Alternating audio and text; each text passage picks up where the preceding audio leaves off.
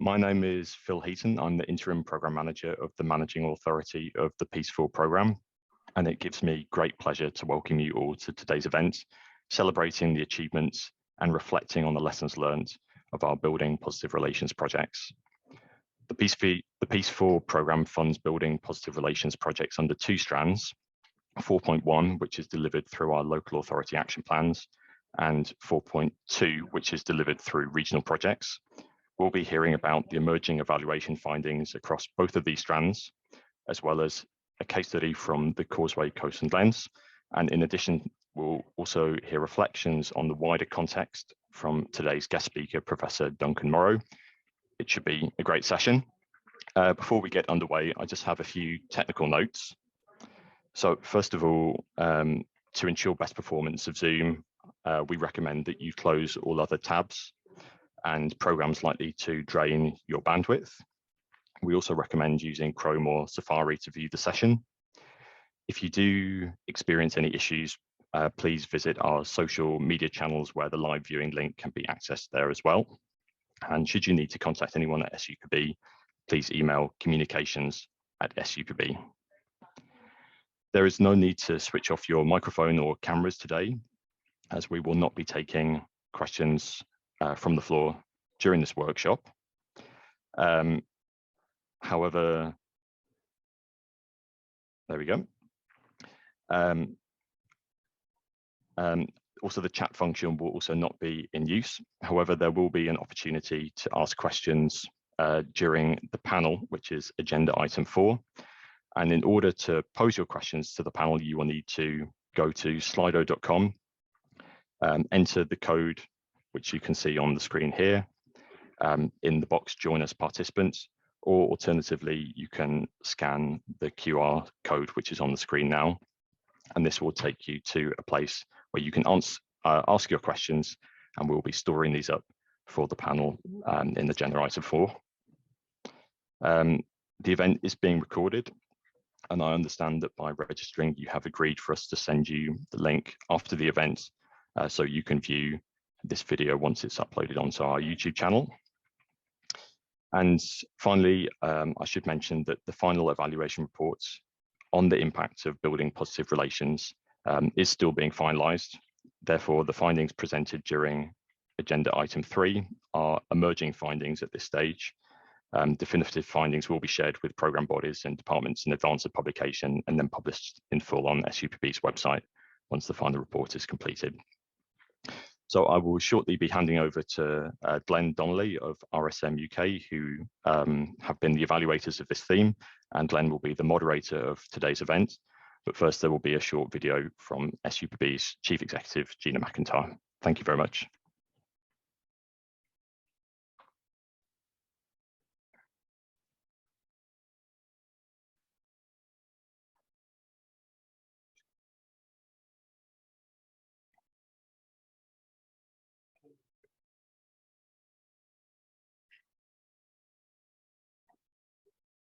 Session growing the impact of Peace IV funding in this area of building positive relations.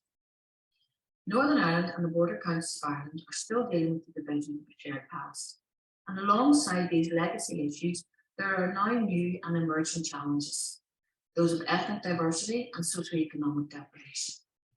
Local authority-led partnerships, such as those that we're examining today, have completed vital work in bridging the divide between communities, genders, abilities, generations, and faith.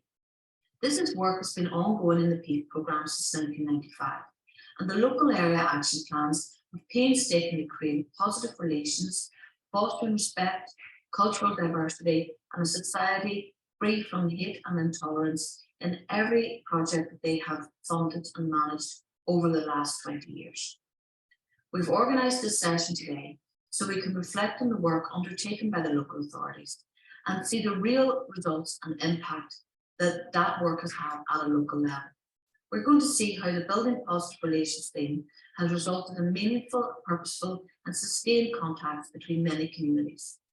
And I'm delighted to welcome our guest speaker for the session, Professor Duncan Morrow, who's a lecturer in politics from Ulster University, who has such a vast knowledge of this area and understanding of the issues we face. I look forward to hearing from him.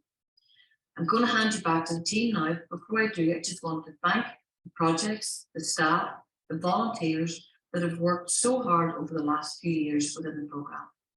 Piece 4 has faced more challenges over the last few years than we ever could have imagined. And if it was not for the hard work and the dedication of those who worked behind the scenes, we would not have seen the incredible impact that the projects have made of today.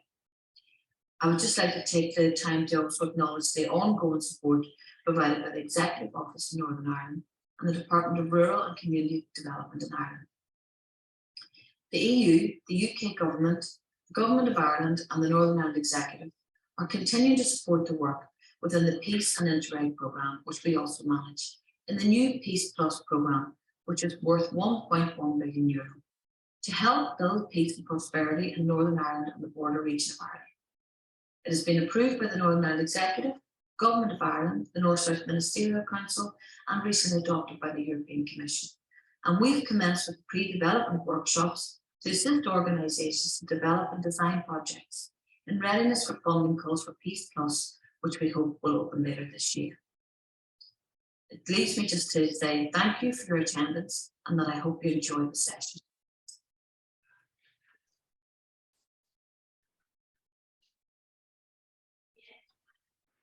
Good morning, all. I'd just like to welcome everybody to today's session.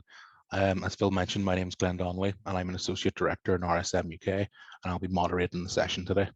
I'd just like to quickly remind everybody that if they would like to ask questions at any stage, you can do that using the Slido function.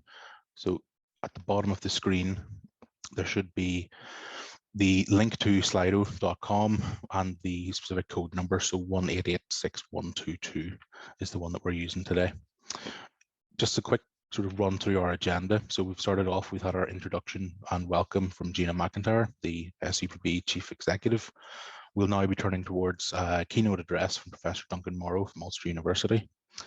Professor Morrow is a lecturer in politics in Ulster University, where he's published widely in the fields of conflict resolution, Northern Ireland politics, and the relationship between religion and politics. He's currently the Director of Community Engagement at Ulster University, where he's developing relationships with groups and organisations across the community. For 10 years, Duncan was Chief Executive of the Northern Ireland Community Relations Council, and between 2012 and 2015, he was also the Chair of Scottish Government's Advisory Group on Tackling Sectarianism. Duncan. Thank you very much, Glenn. And I will try to share my screen. Let's see whether that comes on now. Oh no, of course, we have a difficulty with the sharing screen because for some reason, my it's not coming up. So let me try again. Here we go. Yep, there we go. So share and play from the start. So I'm just going to try to give some context for today's proceedings and try to talk a little bit about the context, both in terms of politics, but also in terms of the wider peace building ideas, and set some scene for what might come afterwards. First of all, I suppose the thing I want to say is peace is not a simple thing. That may be something that you can say very glibly, but I wanted to look at the various dimensions of it in Ireland and where we have to tackle it if we're going to get there. There's obviously the historic background here, the unionist nationalist divide and all of the religious and political and socioeconomic dimensions of that. That forms the backdrop against which all of our thinking began. But of course, within that, there's also the division in Ireland, post-partition issues that have become very real again in the last while, and the north-south divisions that have been created simply by having a border. And that includes different economies, different ways of working, and all of those have to be thought about as well. Within all of that, there are institutional divisions, fixed patterns of relating, as I say, ways from schools, from sport, from all sorts of things, where the lines of how relationships have been built in this country have been fixed in time, but also continuous. And that has been created close relations inside communities, but made inter-community relations a real thing here historically. Then, of course, we've had the use of violence and threat and coercive issues, which have made people feel sometimes that they're at risk and have prevented relationship building. And peace has obviously got something to do with ending that kind of coercive threat or sense of threat. And a lot of that has manifests itself sometimes in spatial divisions. People are actually living separately. So I just wanted to put those up to say, when people talk about peace, they talk very easily about it, but peace has to affect all of those aspects of our reality in Ireland. And the ways in which we can do that, obviously, are many as well. So there are behavioral choices, changing the way we do things, choice of activity, where we do things, and the kind of friendships and relationships we can build. Then there are attitudinal changes. We come necessarily from certain perspectives. How do we measure those perspectives? How do we learn about our perspectives? How do we put them into context? All of that has something to do with it. So it's something to do with changing our behavior, something to do with changing our attitudes, or at least opening.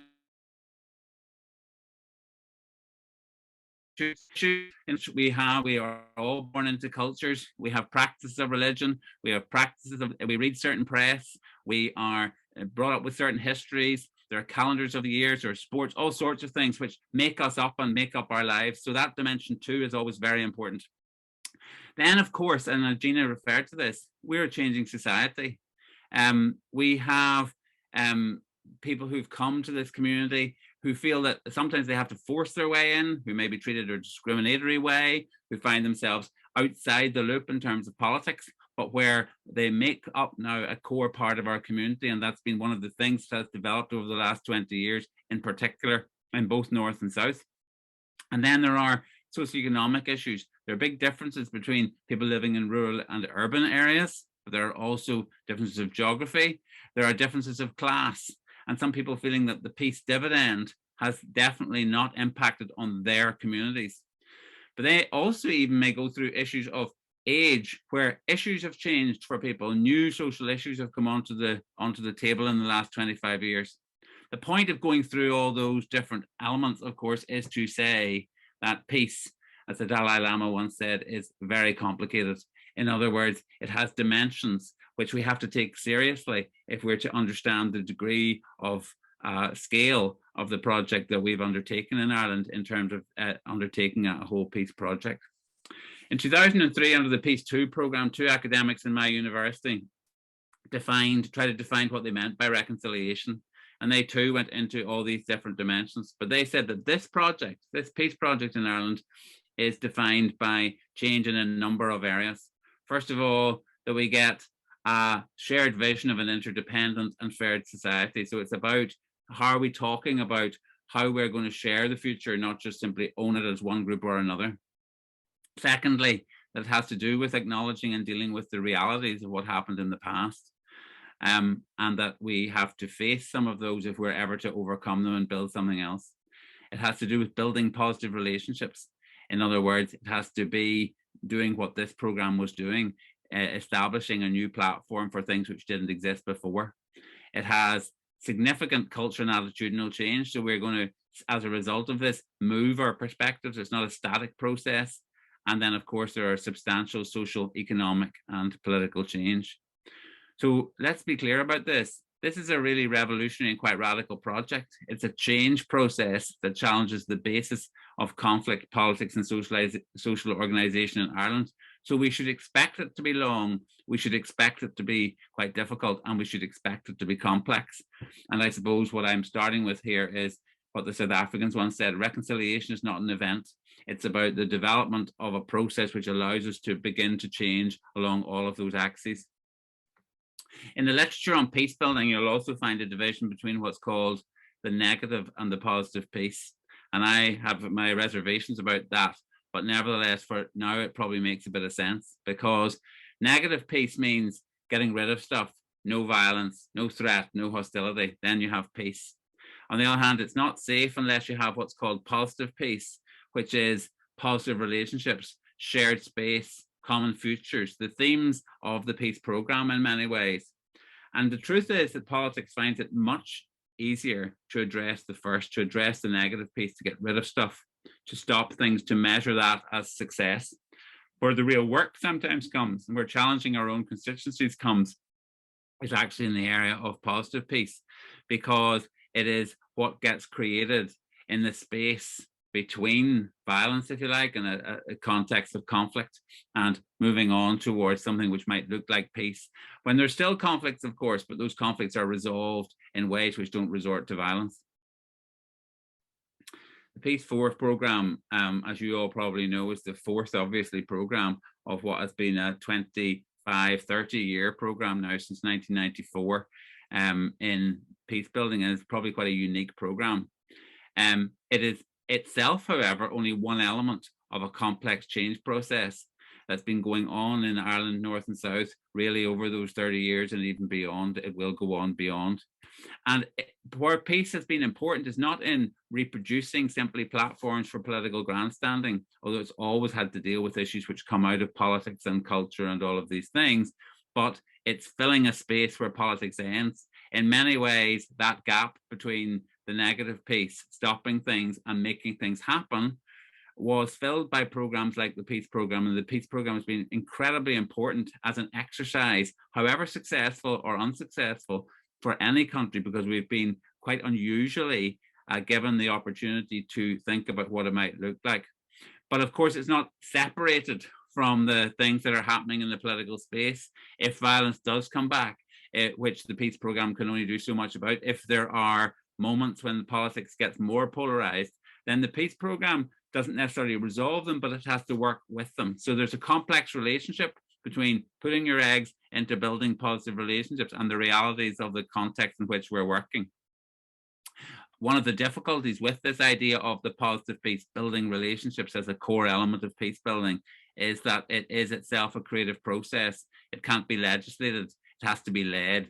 So in many ways, these projects are about people who've taken leadership, they've stepped into the middle, they've decided to do things, and it's experimental and they see what can happen. In some sense, however, the other problem is, while it can be enabled and supported and has to be enabled and supported by the political space, the programs themselves can't enforce compliance or can't insist on scaling up. So when people talk about the successes or failures, part of it depends on the engagement of the wider society, which not only looks at and supports the development of programs, but actually then looks at how the learning from that can be spread more widely, scaled up if you like, or if necessary, even enforced. So what the Building Positive Relations Programme means to me is that it is a programme designed to give political permission for what it says on the tin, and if you look at the documents, and that's to promote positive relations characterised by respect, where cultural diversity is celebrated and people can live, learn and socialise together free from prejudice, hate and intolerance. And those words are all very easy, but in fact they represent the essence of the move, what characterises a genuine move from, if you like, violence and conflict towards a society which is at ease with itself, where there is respect, where there is cultural diversity, where there is an ease of relationship free from prejudice, hate and intolerance. And the projects are designed to make that meaningful, not just to talk about it, but to actually turn that into practice, so that it results in, as it said, meaningful, purposeful and sustained contact, not just one-off contact, but actually the generation of something that has roots. But it's done not from the starting point of politics, but from the starting point of the person, from the family, from the community. So what this, I suppose, means is that the USP of the programme is a substantive practical investment in supporting positive peace at both local level and at regional level. And it is within a multidimensional peace process in a changing society where success is defined by what we call reconciliation. And all those things have to be held into account and taken into account. We're talking about measurement. In other words, to what extent is it building positive relationships? To what extent is it the whole story? Obviously not, but it's part of a multidimensional process where other people have things to bring to the table. But the success of the whole project, at least as what was given to the project, was this idea of reconciliation, change on the 5 levels identified by Hamber and Kelly 20 years ago. Having said that, the political context has been extremely complicated for Peace 4. In 2014, there was a functioning executive, although there were evident tensions. But I suppose in the negative sense of absence, there was a stark reduction in paramilitary violence, but there was also a threat of paramilitary and distant organizations. And since then, the Tackling Paramilitarism program has come into the equation precisely because there was a sense that they hadn't gone away quickly enough. At the same time, segregation in working class communities and in some rural areas remains. So those were issues which had not gone away since 1998. There was also a changing population, however, people moving in, a new mix of people from different backgrounds, different religions, which was changing the way in which communities exist and which the programs had to adapt to ensure that we didn't just talk about peace, but integrated it for the next generation. Considerable evidence of social issues changing in politics. So one of the big changes over the last 25 years has been the rise of issues which have motivated particularly young people, things like issues of green politics and so on. And so it's important, it was always important in the peace program that it evolved to take into account those issues, because those are measurable changes in society, and the continuing growth at that time in cross-border trade and engagement. So that this was becoming part of the knitting together of this island through the peace program, but through other programs like Interreg, but through the general work of people in different companies and communities. Since then, of course, we have seen some fairly major challenges. And I suppose it's important to note the context within which Peace 4 took place. First of all, the Brexit debate, from whatever side you're on, has reintroduced the issue of the border over the last 8 years in a way which is was probably quite unexpected. Above all, from the program, which was EU program, obviously it has changed the relationship of the European Union to Northern Ireland, and its relationship has become a matter of debate in politics here in a way that it absolutely was not in 2014. And it would be really important to say that how that issue has interacted with the issue of peace has shaped in many ways the context of the last certainly 6 years. And it put the Northern Ireland Executive under strain, and has strained in the last 2 or 3 years unionist nationalist relations again. That issue of the border has come back in a way which was not so prominent prior to that, and where there was some sense that the European Union itself acted as a vehicle to lessen the impact of the border. So that has clearly created strains in local communities which have been required to be dealt with as well at local level. Changing democracy, we always talk about, new issues, a new language for things, in which the language of 1998, even reconciliation itself, has come to be challenged. But at the same time, if you dig it down, changing attitudes, creating a shared future has not really changed that much. And at the same time, different reactions to the politics have now created different patterns. In the North, we have what might be called the 40-40-20 society, the emergence of people who say that they're neither, in a way which was not so prominent before, or Northern Irish sometimes. But in the South, really significant changes in the party structure and in the way the political system is operating there, with the potential, for example, that Sinn Féin might form the government or the dominant party in the government in the South. And that would be important given that they also play a role north of the border. So all of those issues have to be taken into account. So what do we say? What are the consequences? It certainly has been we now are in a more volatile political context probably than we were in 2014. The reemergence of border issues. There is some evidence, at least that in some communities there is a greater level of polarization, even at the level of small things where people have started to re-engage with the sectarian language. Evidence of lower expectations in the Life and Times survey of community relations and reconciliation, which is not necessarily that will happen, but it's usually a very good indicator of confidence in the community as to what's happening. So in the Life and Times survey in Northern Ireland, we are seeing some evidence that people are less optimistic than they were. At the same time, one of the things that must be said is, despite all of these things, there has not been a significant upturn in violence.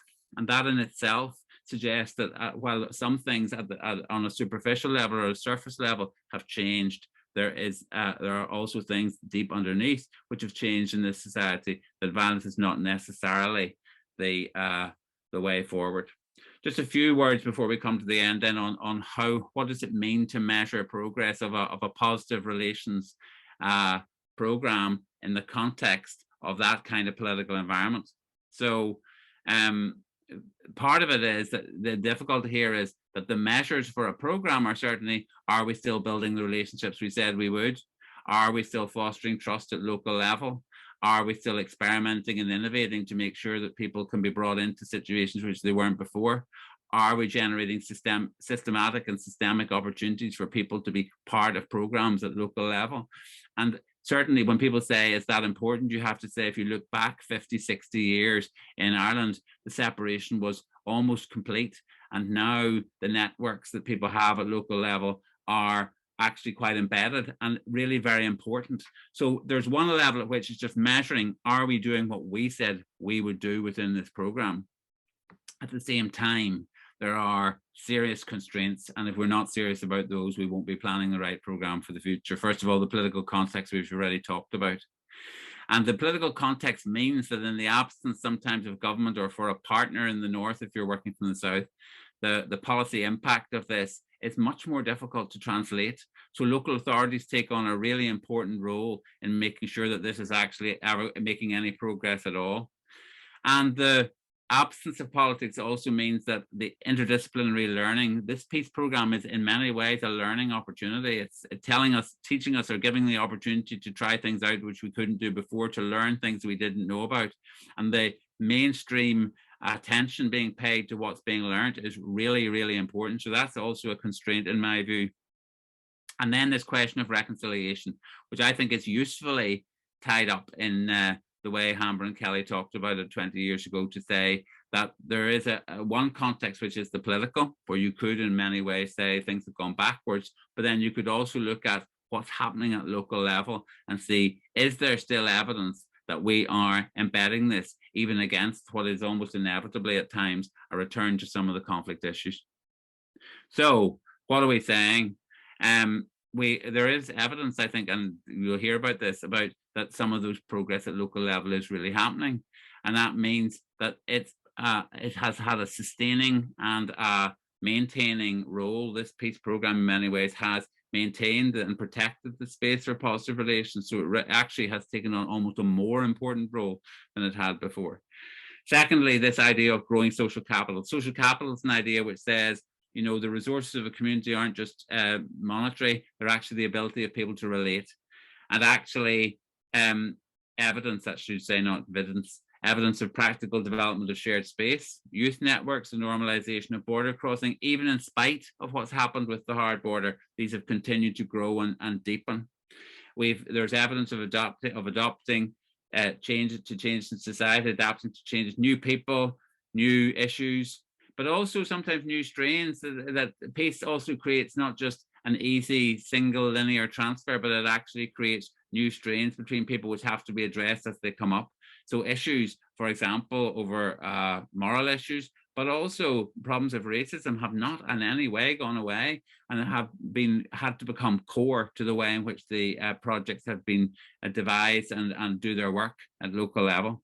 And in many ways, the peace program has continued to create a capital and human infrastructure which might be possible to build something like peace in the future. But at the same time, the peace program is no longer simply driving a program that's shared across the board. In many ways, it's the maintenance mode. It's keeping people going. There is a question I think we have to ask, which is, are we not just seeing reconciliation as a question mark and waiting for the next stage, but is there hostility to reconciliation? And that is a dangerous context within which to be operating for a peace program. There is a question of whether the language is tired, and at the same time, these issues of sharing the future, of dealing with the past, of creating socioeconomic futures and so on, remain critical in Ireland and clearly haven't gone away.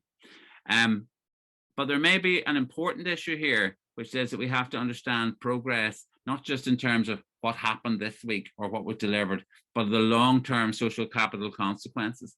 And as somebody who's worked in this space for a long time, what I want to suggest is that actually the social capital of Ireland and North and South is now much more deeply integrated than it ever was before this programme began, and that needs to now be looked at and seen how can we best develop from that.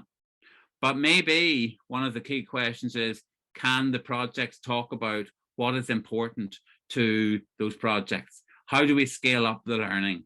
How do we begin to talk to politicians about how they back the things that are coming out of them? How do we talk about how these things are important to protect? So I'm going to stop there, because I think that this will set up a conversation which we can now talk about in practice through some of people who have actually done group work activity over the last few years. Thanks, Duncan, for that interesting and thought-provoking presentation. At this stage, I'm going to hand across to our second speaker. Our second speaker today is Sarah Jane Goldring from Causeway Coast and Glens Borough Council, who was the Peace 4 coordinator for their Building Positive Relations project. Sarah Jane's worked in the community and voluntary sector since 2003, having initially worked in local community development organisation before supporting volunteers across the region, and then continuing her work through a cross-border peace officer role in Magherafelt District Council before now in her current position at Causeway Coast and Glens Borough Council. Sarah Jane's going to provide us with an insight into their project that they had developed for building positive relations at the council. Okay, thanks, Glenn, for that. I'm just going to share my screen here. Just bear with me.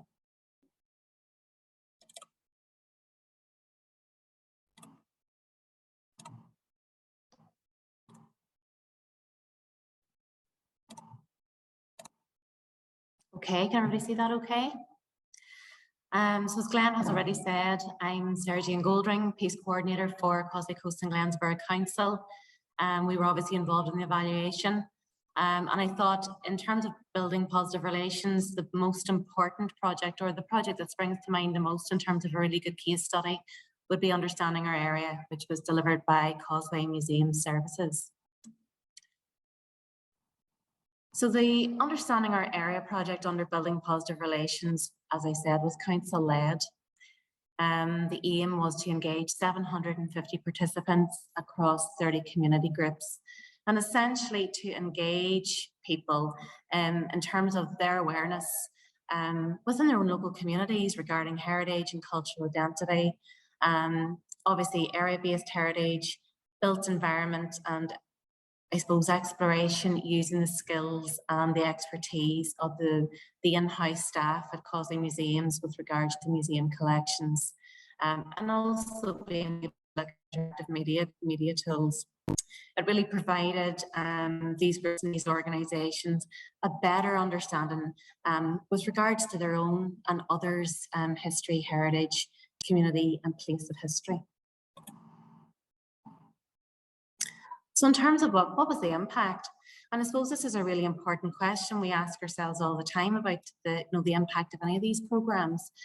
And I suppose what was really, I think, very obvious from the outset was that any of the individuals or organisations who came together for this particular project, who were recruited, came together under a common theme of love of heritage, pride of place and pride of parish. And these individuals came along to learn and to converse, and I think as well to unlearn. And just picking up on what Dr. Morrow had said previously as well about fixed patterns of learning. And this was a place probably as well where some of those individuals were able to challenge their own fixed patterns of learning or to unfix those patterns of learning. So I suppose an obvious area was that, they came together under the umbrella of heritage. Again, in terms of social capital, the majority of these individuals were volunteers. They became interested in each other's successes or challenges, even in terms of how they kept their committees going or how they kept their heritage research groups going, where they found people to support them with perhaps new ideas or new projects.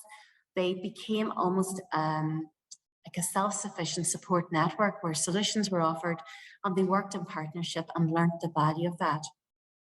So the realization that a common interest spanned culture, heritage and identity and that learning was the ultimate prize here. So every day was a school day for them in terms of bringing forward their project, their ideas, but also learning from each other. Another lovely and really important element, and I suppose is a principle, one of the main principles of the Peace Programme too, was the level of how inclusive the programme was.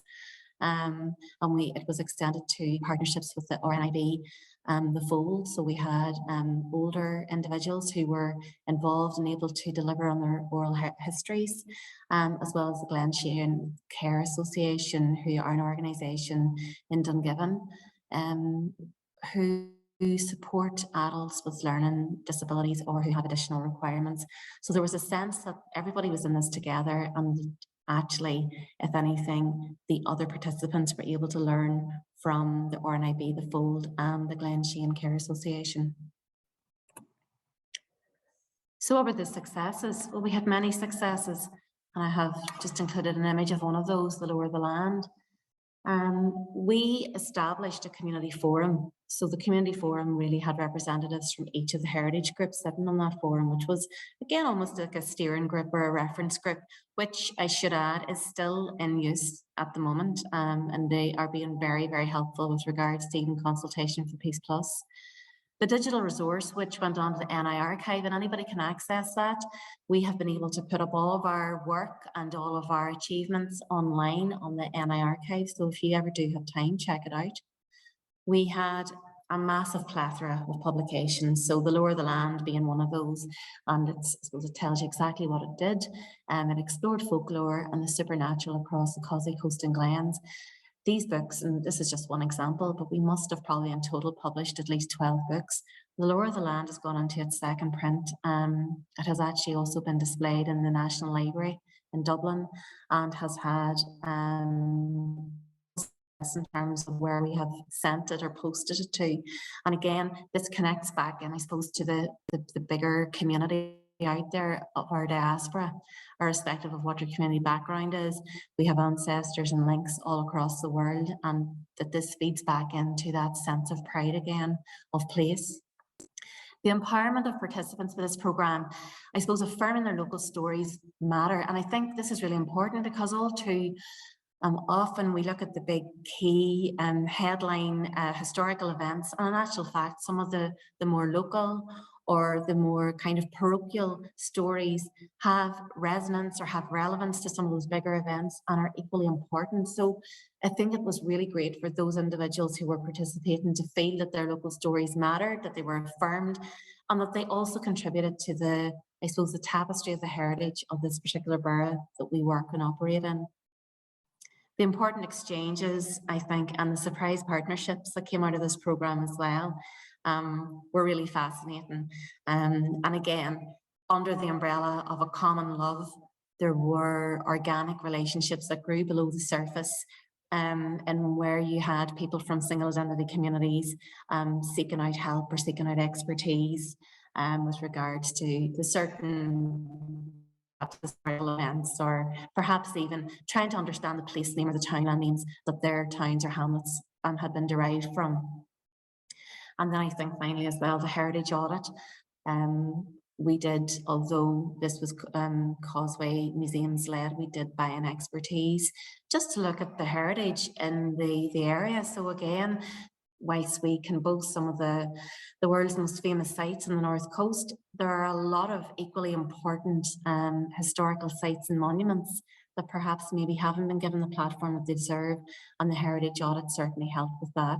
And the accessible heritage report also, which was a report really in terms of how accessible is our actual heritage. Can people who maybe require a wheelchair or are on a buggy, or perhaps if, you know, maybe you're using relators or using guide dogs, how accessible is, you know, probably some of these sites in sort of medium long term. So in terms of change of attitude, and again, I suppose this is the big one we're all looking for whenever we're reporting on a programme, and, you know, what has the change been? These individuals and these recruits really, I suppose, worked in close proximity. There's a lot of narrative shared, and they made connections across the borough. And again, it was helping to break down barriers and challenge preconceived ideas. And again, you know, there's an idea about where you have been perhaps cocooned within your own narrative for a very long time in your own silo. And again, this could have been for the first time an opportunity where somebody was exposed to maybe a different side of the story or a different element of heritage, and acknowledging that people with a love for heritage and culture have as much to contribute as the conversation as academics. And I suppose this is not to demean obviously the hugely important role that academics have, but I think what we find is that in some of these organisations and groups we did have archaeologists, we did have some professors, but they were great at actually encouraging our local volunteers to come forward with their ideas to uncover some of these stories. So again, this is about affirmation and about ensuring that those stories are heard in a safe place. Some individuals aim to have a deeper knowledge and understanding of their local heritage, and I suppose this was helped by engaging with others, and these exchanges with other individuals and our groups certainly helped to accelerate this. I suppose this programme and its activities provided what I would call trusted spaces. And I felt that through this programme, for example, these trusted spaces were nurtured throughout the programme. They supported attitudinal change, and they supported and definitely nurtured lasting connections, to which I can still attest to in terms of some of the work that's been carried out through Good Relations now, and also the Museums Department. So what were the challenges? I think like every programme and every sub-project, there will always be challenges. I suppose one of the main challenges that we face and we continue to face will be the capacity of groups and individuals. You can imagine with 30 community groups and organisations, there was a real variance throughout the group. And I suppose as well, when we're thinking about legacy and perhaps building on this for the future, we need to look at perhaps a two-speed programme, where there would be smaller, more achievable outcomes for some of the groups that still struggle with the capacity. And then obviously something maybe slightly more challenging for the groups that, are up to speed and are able to perhaps essentially have the numbers to deliver on some of those projects. One of the other challenges, again, is like everything else, managing expectations of individuals and ensuring that we can pull together and deliver on realistic projects. At the end of the day, what somebody might ask for is perhaps maybe not something that we can deliver on. COVID did impact on our exhibitions. Obviously, with the Decade of Centenaries, we had Partition of Ulster, Partition of Ireland, and Social History of Dance Halls. So those were actually moved to an online exhibition initially. All the work had been done for those, so we were actually able to deliver those beyond the lifespan, I suppose, of piece. We had one recently in Korean Town Hall on the Social History of Dance Halls, which was a great crowd pleaser and something that a lot of people of a certain age were able to relate to. So we were very lucky that kind of COVID almost coincided with the closure of most of our programme, and we had a little underspend as a result, but not too much. I suppose, as I just mentioned there, delivery drew to a conclusion just in sync with the pandemic, so no inflationary costs. So what worked well? I think whenever we deliver local action plans, there tends to be a move to appoint external providers, external expertise. And whilst it has its place and it is really important, I think as local councils as well, we need to reflect and look at our best resource, which will be, in some of our people.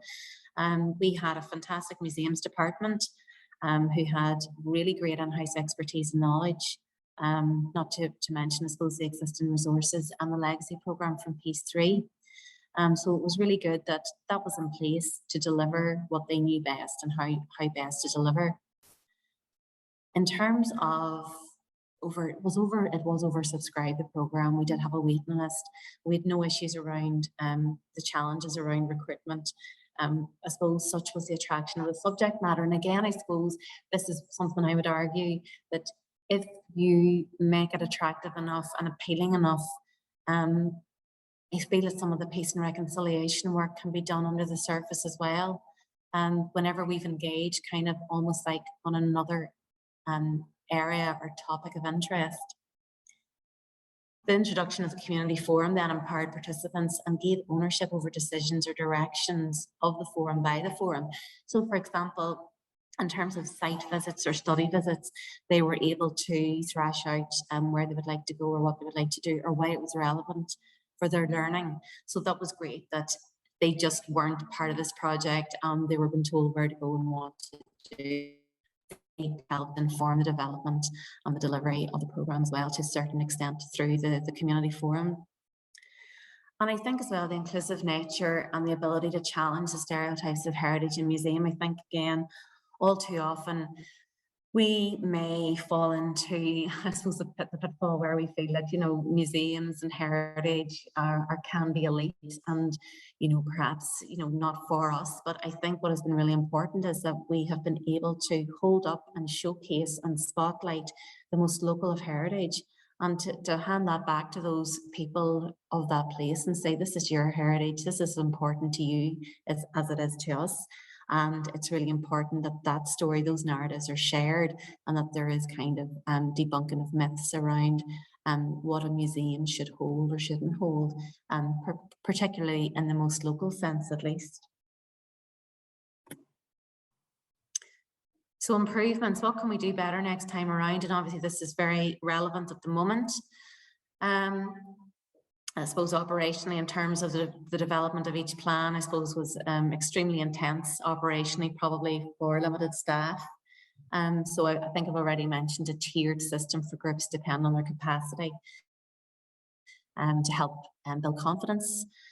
Recognising that whilst on the whole, the engagement was positive and truly cross-community. And there were groups and individuals though who really did find it very difficult to share themselves. And I suppose going back to Dr. Morrow's previous presentation, there's this kind of hostility towards reconciliation. They really, I suppose, I do think of some individuals, and they really find it hard to share themselves and their time, and that they find it really difficult to acknowledge culture and our heritage, which they would have classed not being theirs, and as a result would have described it uninteresting or not relevant. And I suppose, do we accept that there will always be a certain percentage of people who will be like this? Or do we continue to try and provide attention and additional support? Do we have to accept that some people's minds will never be changed, no matter what structures you put in place? And do we accept that, or do we continue to strive in the hope that we may be able to affect change, or at least a mindset? So I think that's a question that I would like to even put forward myself. There is an argument that programs like these need to be brought more into the community, so we're not attracting the easy to reach. As I said, this was hugely oversubscribed from the outset. Do we need to consider targeting, I suppose, the most unlikely curators of heritage in the future, so that it's not the most obvious people who will participate in this, and so that we are upskilling and continuing to share the learning and encourage the narratives to be collected through those who are the least likely candidates. So with regards to conclusions, I suppose on the back of a successful heritage programme led by Council during Piece 3 and 4, the legacy can and should continue into Piece Plus, and this is obviously something we're looking at very closely through our consultation process at the moment. The opportunity exists to continue to challenge the stereotype of heritage or museum, as I've already spoken about, within the communities that we support, and to continue to diversify our attempts at bringing people together from all backgrounds, to have their stories listened to, shared and recorded, and to seek the expertise to support this. And I suppose what I refer to would be oral histories, obviously in terms of dealing with the past, but also looking at those newcomer communities, but also those communities who are ethnically diverse, who have been here for a long time as well, and to ensure that we record their stories and their experiences in a way that we can try and help challenge stereotypes and combat intolerance and prejudice. Continue to work towards people and communities working in partnership for the betterment of their locality, or profile their local heritage to try and support and spotlight that better. And again, I suppose the realisation that in all of our council areas and the county council areas, we have so much in our own backyard that we don't need to seek far off fields for relevance or case studies. Just to say thank you for listening to me today. I hope it's been of some interest, and just to thank the organisers for inviting me along today. Great, thanks very much, Sarah Jane, much appreciated. At this stage, we'll then move towards the talking through the emerging findings from our impact evaluation that RSM have been involved in relation to special objective 4, the building positive relations theme. Just share my slides.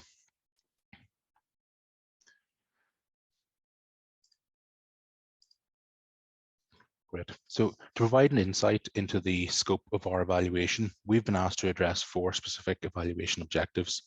Firstly, commenting on each objective and whether and to what extent the funded actions might have been contributed to the achievement of objectives. Secondly, assessing the impact of the programme as a catalyst for lasting change in promoting peace and reconciliation. Thirdly, identifying key lessons that can be learned to inform future programmes. And fourthly, what is the contribution of the programme to EU 2020 objectives, and also those horizontal principles around equality and sustainable development. In relation to outputs, we were reporting in 2019, 2020 and 2022, comprising 6 case studies per report, and trying to provide a deeper examination of project progress and key lessons learned. However, we do acknowledge this approach does have its limitations in terms of its applicability to all projects. In relation to special objectives, our evaluation included the objectives highlighted on this slide. So including both objectives within building positive relations, all three actions within the shared spaces and services objective, and the local authority children and young people action. As mentioned, we developed 6 case studies per report. So 4 of those were longitudinal case studies developed initially in 2019 and then updated for each individual report in 2020 and 2022. And then within those reports, we also had 2 snapshot case studies. So 6 of those in total, given a total of 10 case studies across the reporting period. The case studies were selected to try and be representative of geography, urban and rural, the project themes, and the target groups that are being targeted by the projects themselves. For the building positive relations theme, we looked at 4 case studies in total across those 3 reports, including the longitudinal case study of the Causeway Coast and Glens Building Positive Relations project that Sarah Jane has just talked about. That project in itself had an expected expenditure of just over 1.6 million and an actual expenditure of 1.5 million as of October 2022, which, as Sarah Jane mentioned, was due to their coinciding with the pandemic beginning. As Sarah Jane highlighted, the project had no issues in terms of securing participation. So as we can see from this table, all but one of the targets were met around participants at the time of receiving this data in March 2022. But there were some of these activities were significantly exceeded, especially in relation to projects around BME integration and things like the Cultural or Language Institutions Programme. In relation to impacts, Sarah Jane's obviously talked through in some detail about impacts arising as a result of that project, including the development of interpersonal relationships between participants. So I'm not going to dwell too long on this, but just to reiterate, we've seen that sustained engagement has provided opportunities for relationship building and engagement with those from other backgrounds. And we can see that the willingness of individuals to engage across the traditional divide has been there throughout the programme. However, if we look at the impacts graphically, we can really see the positive impacts of the programme, showing improvements across all 3 indicators. And importantly, a significant area of impact was in relation to the knowledge of the culture of minority ethnic communities, starting at quite a low base of 26%, but increasing across that programme period to 42%.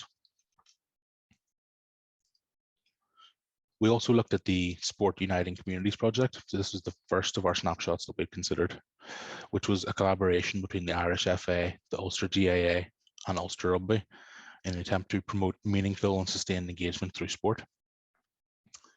The project had a budget of 1.75 million, and as of October 2022, the actual expenditure on the project was just over 1.5 million. Whenever we spoke to the project in 2019, we could see that they were making significant progress in terms of the delivery of their activities, as we can see from the activity noted on the right-hand side. So in relation to volunteer recruitment and development programs, youth leadership programs, club development, and things called peace days that were run as part of that, the club-themed workshops, and the Game of Three Halves activities that were delivered as part of that program. In relation to impacts, even at that early stage in 2019, we could see positive impacts beginning to emerge, with attitudinal surveys highlighting change in perceptions and willingness to engage. So for example, there's a lot of numbers in that, but if I just try and pull a couple out, we were able to see positive changes in proportion of participants that were reporting that they were more accepting of other cultures and traditions, and also that there was not enough interaction between communities. So across the board, for all of the metrics that were being measured through those activities, we were able to see positive impacts being recorded. Another snapshot case study that we looked at was the Housing Association Integration Project, which had a budget and spending of approximately €1 million. So this was aiming to promote good relations within the social housing sector in Northern Ireland. Now, unfortunately, COVID did play a small part in terms of the project's ability to deliver events, because a lot of this activity was intended to be face-to-face in-person events. But even with that impact, we were still able to see a strong take-up, particularly across the second work package of community capacity building. We were able to see a lot of demand for participating within those workshops. In relation to emerging impacts at the time when we spoke to the Housing Association, we were able to take note of improved knowledge and opportunities to meet people from different backgrounds, helping to break down barriers and build relationships. We could see that community champions were able to carry on the learning and change in attitudes even after that activity had ended. And importantly, the capacity of communities themselves was increased, particularly in relation to increasing their knowledge and self-efficacy. The final case study that we looked at, the final snapshot, was part of the 2022 report, and this was the dairy model delivered by the Bloody Sunday Trust, which delivered a range of integrated peace building, educational and social justice projects as a catalyst for conflict transformation, primarily within Northern Ireland, but also looking to target impacts within Ireland, Britain and internationally. This one had a budget of just over €0.5 million, and expenditure as of October 2022 was within that same ballpark, 0.46 million. As we can see from this table, similarly to other projects that we've looked at, the dairy model had no issues in terms of recruiting participants, exceeding all of its targets, and a particularly good turnout for those dialogue workshops that were conducted as part of the program activity. We were able to see impacts arising in relation to participants being able to meet other people from other backgrounds and being able to understand their role in the conflict and their reasoning for it, including significantly the inviting non-local British soldiers to be part of those conversations as part of the project activity and the dialogue activity that was being undertaken. We were able to see impacts in relation to participants being able to meet people from other backgrounds, and those activities provoked conversations that allowed preconceived ideas and events to be challenged by the participants of those workshops. An important observation that we noted was that the success of the model in itself was that it didn't force attendees to agree with what other people were saying. It was rather just there to give an opportunity to listen and to be able to ask pertinent questions without judgment. And the project promoter reported that the smaller groups that was carried out for those workshops really allowed those personal questions to be asked and explored. So bringing this all back to those key evaluation questions that we saw at the start, we can see that there's evidence of positive direction of travel. So for example, within the Causeway Coast and Glens programme, we saw a 4 to 5% increase in the baseline proportion of participants who felt that relations had improved between Protestants and Catholics in the last 5 years, and also that they would continue to improve, importantly. And we've also seen through similar positive trends in other snapshot case studies that we've examined.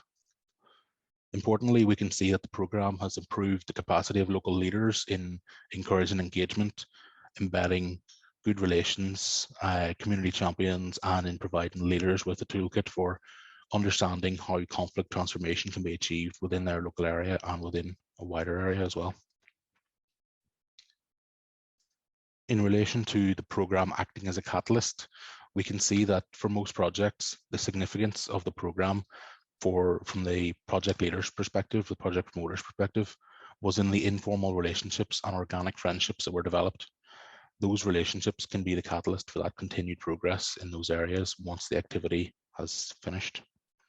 And importantly, there's evidence of strong evidence of the uptake in participation rates being above targets, showing a continued willingness to engage and an ability to engage in activities that potentially wouldn't have been accessible in the past. We did identify some areas of learning, including the need for continued investment in political leadership at that community level, and recognizing the significant influence of organizations such as the Orange Order and the GAA as large volunteer organizations, which are important for transformation going forward. Importantly, we think that an approach to monitoring and evaluation should be developed that reduces the burden on delivery partners through digital methods. Our evaluation itself included those 3 specific objectives, and across those we've identified some wider areas of learning. In this evaluation, we've attempted to go beyond the regulatory reporting requirement for Piece 4 and explore some of those project level impacts through those case study approach. A number of the suggestions that we've made through those 3 reports have been considered by SEUPB and are being considered as a way of potentially enhancing existing processes. In relation to data, we find that there can be a lack of clarity, or in some cases an absence of targets, which often is accompanied by an absence of baseline data, which can make it difficult then to go back to review, well, what's been the actual level of change in an area following an intervention. We've also noted that if there's a focus on reporting output indicators rather than reporting result indicators, this can limit the amount of information that's actually available then when we come to do impact assessment. Therefore, we think that programs going forward should consider things like digital survey methods as a way to try and assess changes in attitude and perception, and that those surveys should be taken at the start of program activity to provide that baseline for comparison. This will help to provide more regular updates on result indicators and impacts, helping program leads and the managing authority to keep a closer eye in terms of what those impacts are and what they're emerging over time. And it'll help us to make the process more efficient and reduce, hopefully, the admin burden on project leads as well.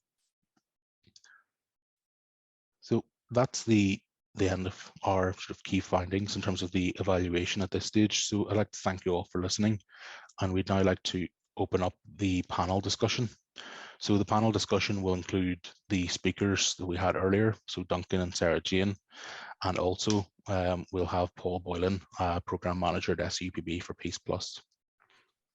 So if I could just direct your attention again towards Slido, and if you've got any questions, please either use the QR code on screen or use that project code in order to submit your questions.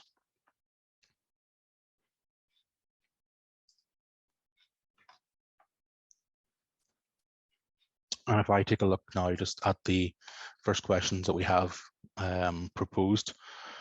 So we have a question for Sarah Jane to ask whether she thinks there's any way that she can think of that SEUPB could further support projects to capture impacts. Well, I suppose that's probably a question for SEUPB. I think you probably alluded to some of that as well, Glenn, and some of your recommendations going forward in terms of you know, how we do capture that information, and in terms of getting the baseline from the outset is very important. So I think I certainly wouldn't want to tell SEUPB how to do that, but yes, I would agree that if we had some type of digital mechanism going forward from the outset, that it would be very, very helpful. Obviously then for reporting improvements or looking at measuring the journey by the end of the programme. Hi, Glenn. I'm happy to sort of pitch in on that from an SEUPB perspective. Certainly, in terms of the way the Peace Plus programme is being developed, we'll have outputs and results, but we're also conscious that there's a lot of outcomes at a project level, and that we want to capture those and mine those details that, you know, particularly Sarah Jane went into some of the sort of little anecdotal outcomes that you have there. So we do plan to put in place a monitoring mechanism with projects so that we could mine some of that detail. Great, thanks very much. I think the next question we have, I think, is also for Sarah Jane. So this is a question, I think, just following up on one of the points which you made, which was around if you've got any ideas for how to attract those whose views are the least likely to change. Yeah, so that, I mean, that's obviously a big piece of thinking that I'm doing myself at the minute with regards to Peace Plus, because we are looking at engaging with those who are, I suppose sometimes we call them hard to engage, or sometimes they can also be easy to ignore. So I suppose the method that I intend to use is to actually to really get into the community and actually go and target perhaps some of those individuals, and I mean target in the nicest possible sense, to go and have that conversation with them, perhaps just try and get an understanding as to why they felt the peace programme wasn't for them in the last instance. What is it that would make it more attractive for them? What is the buy-in that we need to not guarantee, but at least offer them? Because I suppose my fear is that some of those really hard or hard to listen to voices, or hard to hear voices, or marginalised voices are possibly not coming through. And when you have your numbers recruited for a project and you're managing a programme, you are thinking about your output, you're thinking about your numbers, but also the quality aside, which I find has been, for me, is something I always try to focus on. What have the differences been made? Were you able to have a conversation with an individual? You agreed not to agree, that's okay, that's fine. What learning have we taken from you? So I feel that it's my job this time around to really ensure that the groundwork is laid ahead of a new programme, that I can go out and have those conversations with the individuals who I already have listed in my own head. And I suppose to be mindful that I may just have to accept that they may not want to participate. So I can certainly feed back and let you know how I get on. I'll be doing that in the next couple of months, but I suppose all I can do is continue to try and be, I suppose, tenacious in that approach. Just to say something, I mean, I think sometimes it's possible to deliberately run programs which give voice to people who've been hard to reach, to offer a voice into the situation rather than to ask them to just be consumers of the project. So working with them on with groups of people on how do you want to say something into this project. And I think actually Sarah Jane's been talking about, you know, museum services and how you can use heritage and all of those things. So it may become a project which is, what is the heritage that matters to me? Why does it matter to me? In a context which is then where you're participating in a wider group where everybody's presenting that kind of thing. So sometimes that issue is about voice and making sure there's a platform for voice. One of the areas where we've worked on is it's not just about saying, if you like, and I'm using a slogan here, and a shared future. It's about what's your idea of sharing the future? Where's your participation in that? And getting people to trade those different ideas of what that looks like. So I think there's possibilities of expanding our understanding of how anybody can contribute into programs, and working through the evidence base that a museum can bring around how does that not just become, I'll say what I want to say, but something about where's my heritage in that? So progress around that. So there's lots of possibilities, but maybe we just have to think more clearly about making sure that those gates are opened. Absolutely. Thanks for that, Duncan. There's another question just in relation to the impact of COVID across the wider theme. So Sarah Jane, you had mentioned that the your project was coming to an end just as COVID was just starting to arrive on the scene. I think across the wider theme, we can see a bit of a mixture. So it obviously has impacted some of those projects that were still in the middle of delivery of things like face-to-face events. There was a period of adapting, which we found through projects trying to adapt how they delivered, changing the medium through which they were trying to deliver that that engagement and that sustained activity. But I think it's quite interesting. We've seen that the projects were quite good at sort of making that change to an online participation route. And I think whilst the number of things such as events has decreased, I think the sustained engagement has been sort of ongoing even throughout that COVID period, which has been quite encouraging to see, even as it has transferred onto a sort of a digital environment instead. So I think it's probably a bit, I think, encouraging, I would say, from the results of impact or the impacts of COVID, just in terms of how the projects have been able to be sustainable and deal with that impact. Question for Paul. Are there any significant changes to how the Building Positive Relations theme will be funded under Peace Plus compared to Peace 4? I suppose the pot's bigger for a start. We're looking for projects between 500k and 3 million under the Building Positive Relations 1.3 theme. So, you know, the scale of it has upped quite considerably for some of them. Again, it's regional in nature, but we have some sort of process changes. You know, we're going to a one-stage process. The first level control will be at partner level instead of lead partner level. So there are changes to the processes which will make things hopefully simpler and smoother in terms of delivering out a project. But no, our ambition is certainly large. The programme is large. It's 1.1 billion euros. We're conscious that there's interventions through what we are terming 1.1, which is local authority action plans, that will be complemented by small grants, by regional level interventions, and again, things like shared spaces. So we're taking a multi-layered approach to these interventions, and that there should be synergy across all of the projects. Great, thanks very much, Paul. I think that's I don't see any other questions currently submitted. I think we've just went past our sort of 2 o'clock endpoint. So I think if there's no other questions, I think I'll hand it across to Steve for hand across to Phil for some closing remarks.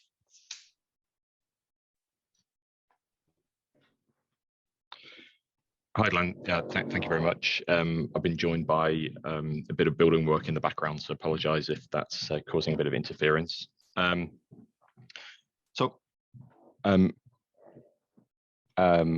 it's time to bring the meeting to a close now.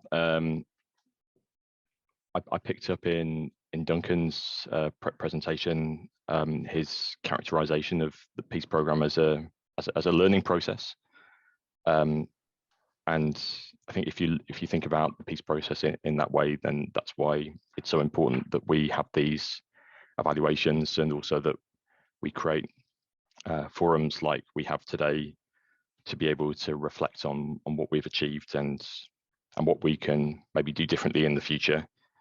From the SEUPB's perspective, at the stage that we're in at the moment, we're very much trying to capture and gather together the learning from all of Peace 4's projects, so as to be able to pass that on to the next generation of projects that are going to be funded under Peace Plus. And equally importantly, we're reflecting on what lessons are there that we can learn about how we conduct evaluations and measure impact. And I think in both those regards, personally, this event has given me a lot of food for thought. So so that just leaves me to say thank you very much to all of the contributors to today, and also for those of you who've attended online to provide a purpose for us to come together and to discuss the evaluations and the projects today. So thank you very much.